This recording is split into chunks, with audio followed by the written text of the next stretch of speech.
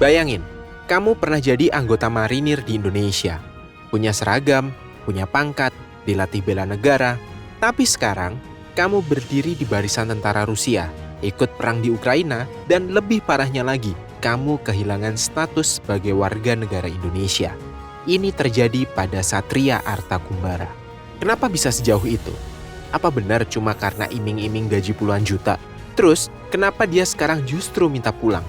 Cerita ini bukan cuma soal keputusan nekat, tapi juga tentang sistem yang mungkin menjebak. Jadi, tonton video ini sampai habis, dan kalau kamu merasa cerita kayak gini penting untuk diketahui lebih banyak orang, jangan lupa like, komen, share, dan subscribe channel Baiklah, supaya kamu nggak ketinggalan cerita-cerita menarik lainnya.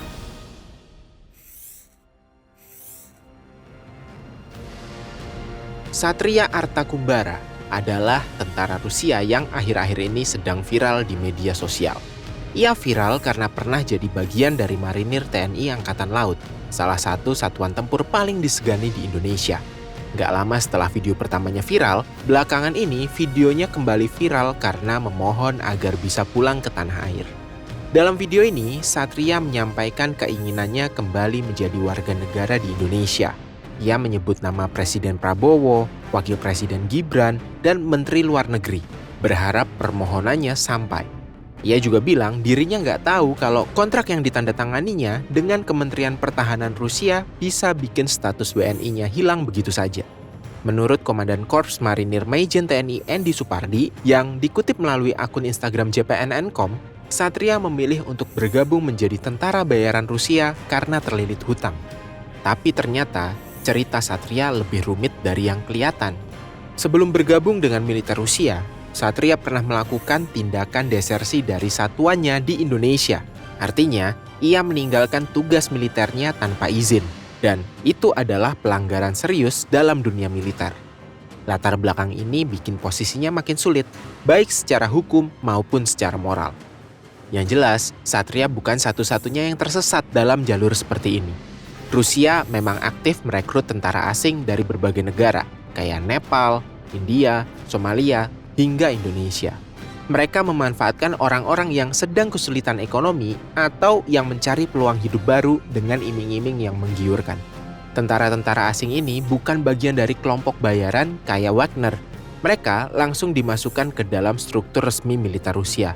Dan sebagai gantinya, mereka dijanjikan gaji yang besar, antara $2.000 sampai $2.500 per bulan, setara 32 sampai 40 juta, serta janji izin tinggal dan kewarganegaraan Rusia dalam waktu 1 tahun.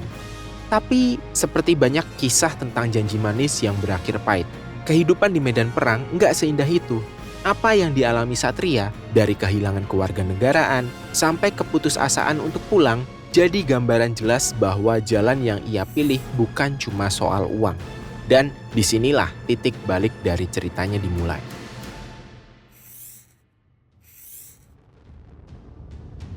Setelah menandatangani kontrak, para tentara asing seperti Satria nggak langsung hidup enak. Mereka hanya mendapat pelatihan militer selama 2 minggu. Itu pun dengan instruksi berbahasa Rusia, yang jelas nggak semuanya bisa mereka pahami.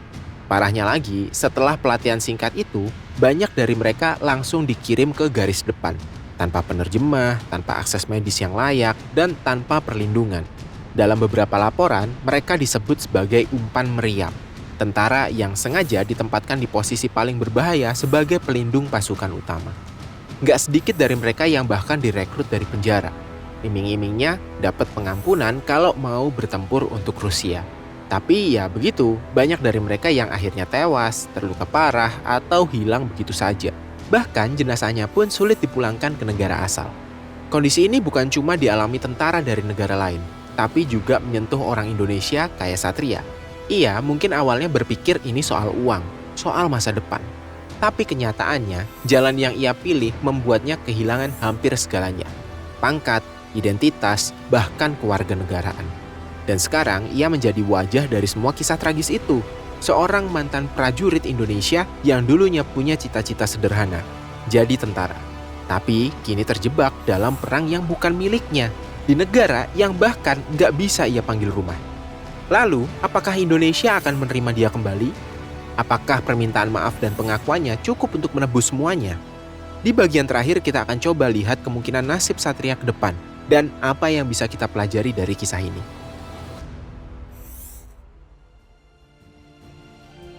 Gaji puluhan juta per bulan memang terdengar menggoda, terutama bagi warga negara di negara berkembang. Tapi di balik angka-angka itu, ada harga yang lebih mahal. Nyawa, identitas, dan status kewarganegaraan. Bagi banyak orang, itu mungkin terlalu besar untuk dibayar. Kisah Satria Kumbara membuka mata kita. Janji manis menjadi tentara bayaran ternyata menyimpan banyak sisi gelap. Dari pelatihan minim, bahasa yang tidak dipahami, sampai kemungkinan ditempatkan di garis depan sebagai umpan meriam. Semua itu bisa terjadi tanpa perlindungan hukum dan tanpa jaminan untuk pulang dengan selamat. Sampai hari ini, pemerintah Indonesia belum memberikan pernyataan resmi tentang status hukum Satria atau kemungkinan ia kembali jadi WNI. Tapi kita bisa menduga prosesnya nggak akan mudah, baik dari sisi hukum maupun politik. Yang jelas, jadi tentara untuk negara lain bukan cuma soal keberanian. Kadang itu juga soal ketidaktahuan, keterdesakan ekonomi, dan jebakan sistem yang nggak banyak dijelaskan di awal. Apa yang tampak seperti jalan pintas bisa berujung pada kehilangan segalanya. Kalau kamu ada di posisi Satria, apa kamu akan ambil resiko yang sama? Tulis pendapatmu di kolom komentar. Dan jangan lupa untuk like, share, dan subscribe channel Baiklah buat cerita-cerita menarik lainnya seputar manusia, pilihan hidup, dan kenyataan yang sering gak terungkap.